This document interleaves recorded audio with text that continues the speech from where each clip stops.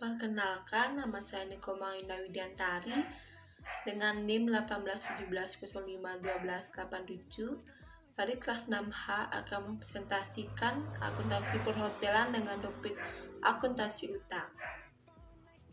Di dalam akuntansi utang ini ada 5 sub materi yang akan dibahas, yaitu definisi utang, pengakuan utang, dan kartu utang yang akan dijelaskan oleh saya sendiri, dan sub materi pembukuan utang dagang dan pembukuan utang jangka panjang yang akan dijelaskan oleh teman saya. Utang merupakan kewajiban hotel kepada pihak ketiga atau kreditur.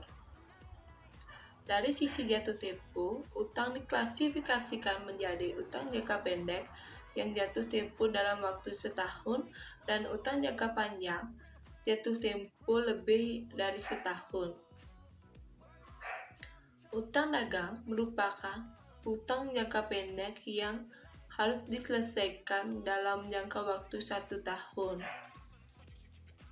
Lazimnya, yang dikategorikan sebagai utang dagang terutama adalah untuk kebutuhan operasional hotel, seperti bahan makanan dan minuman, bahan habis pakai untuk tamu, pembersih, pemelihara, dan lainnya. Sedangkan utang jangka panjang merupakan salah satu sumber pendanaan untuk memenuhi kebutuhan modal bagi hotel. Yang kedua, pengakuan utang. Utang terjadi karena hotel tidak segera menyelesaikan pembayaran utang barang dan jasa yang didapat dari kreditur, atau dengan perkataan lain, pembayaran akan dilakukan beberapa waktu kemudian. Utang dagang diakui setelah barang atau jasa pihak ketiga diterima oleh hotel melalui bagian penerimaan. Bagian penerimaan akan membuat laporan penerimaan barang yang sesuai dengan jumlah barang yang diterima dan harga yang sama pada order pembelian hotel. Dengan kata lain, utang dagang diakui setelah barang diterima oleh melalui bagian penerimaan dengan dokumen pendukung yang lengkap dan handal sesuai dengan prosedur atau pengadaan barang yang diterapkan oleh hotel. Yang ketiga, kartu utang. Kartu utang merupakan untuk pembukuan atau tagihan setiap kreditur. Dengan perkataan lain, setiap kreditur memiliki satu kartu.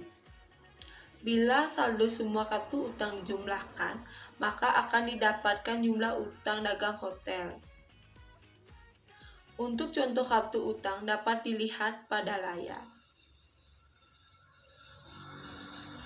Sistem voucher diterapkan untuk lebih memudahkan pengendalian transaksi keuangan. Setiap utang dagang yang akan dibayar harus dicatat pada voucher pembayaran. Pembayaran utang dagang pada rekanan atau kreditur harus dilakukan dengan cermat sehingga kreditur mendapatkan pembayaran yang tepat waktu sesuai dengan perjanjian. Sebelum pembayaran utang dilakukan oleh fungsi terkait, voucher pembayaran disiapkan terlebih dahulu. Bagian utang menyeleksi utang dagang yang harus mendapatkan prioritas. Voucher pembayaran disiapkan seperti contoh gambar sebagai berikut. Baik, sekian dapat saya sampaikan. Untuk pembawaan materi selanjutnya akan dibawakan oleh teman saya. Baik, di sini saya akan melanjutkan presentasi pada materi selanjutnya, yaitu pembukuan utang dagang. Utang dagang dibukukan setelah dokumen-dokumen yang andal lengkap sesuai dengan ketentuan hotel.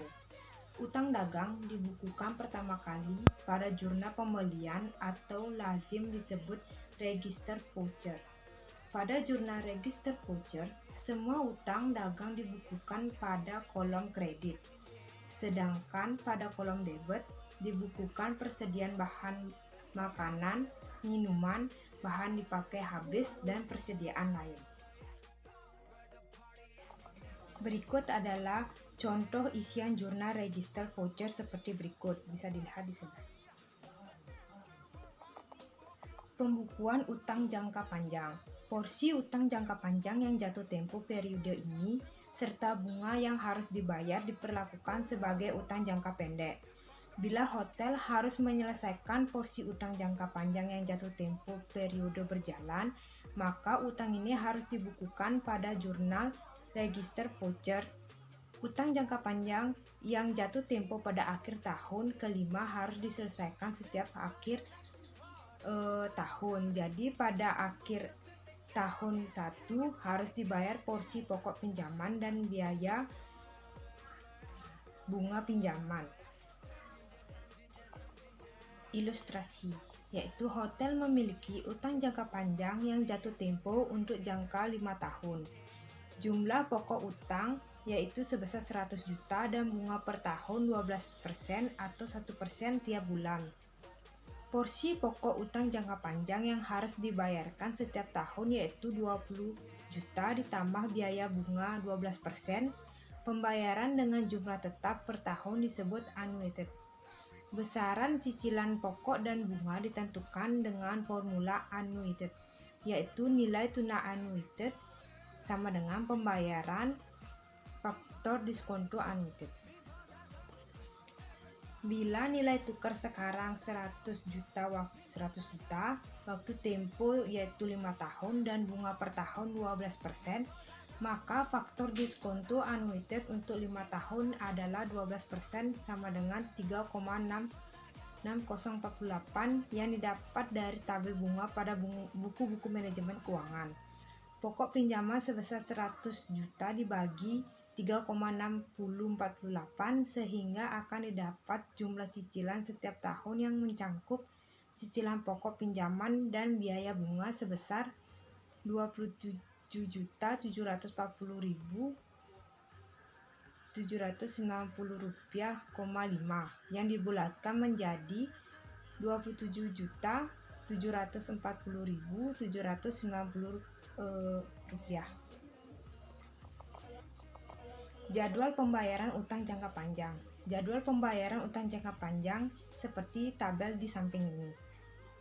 Dari tabel di atas dapat ditentukan biaya bunga pada tahun 1 sebesar 12% dikali 100 juta yaitu sama dengan 12 juta. Cicilan untuk pokok pinjaman sebesar 12% dikali dalam kurung 100 juta dikurang 15.740.790 rupiah yaitu sama dengan 10.111.105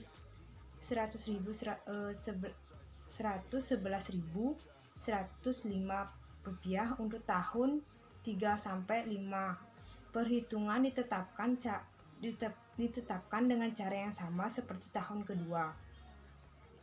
Pada tahun kelima, jumlah cicilan dibulatkan ke atas sebagai kompensasi pembulatan tahun 1 sampai tahun 4.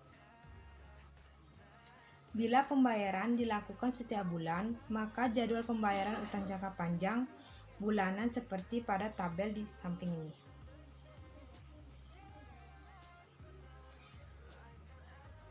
Pada tabel di atas untuk bulan 12, jumlah pembayaran tidak sama dengan bulan-bulan sebelumnya sebagai akibat dari pembulatan setiap bulan. Hal terpenting yang harus diperhatikan yaitu bahwa jumlah pembayaran pada tahun 1 sama dengan jadwal pembayaran pada tabel di atas. Dari tabel sebelumnya dapat dikaji bahwa dengan menerapkan faktor diskonto untuk jadwal pembayaran utang jangka panjang, didapatkan pola pembayaran pokok cicilan yang semakin meningkat setiap tahunnya. Sebaliknya, pada suku bunga makin menurun setiap tahun.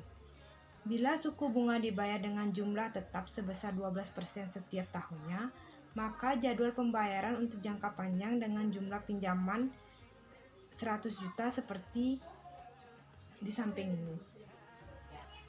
Baik, sekian presentasi dari kelompok kami. Apabila terdapat salah-salah kata, kami mohon maaf. Akhir kata saya ucapkan Om Santi.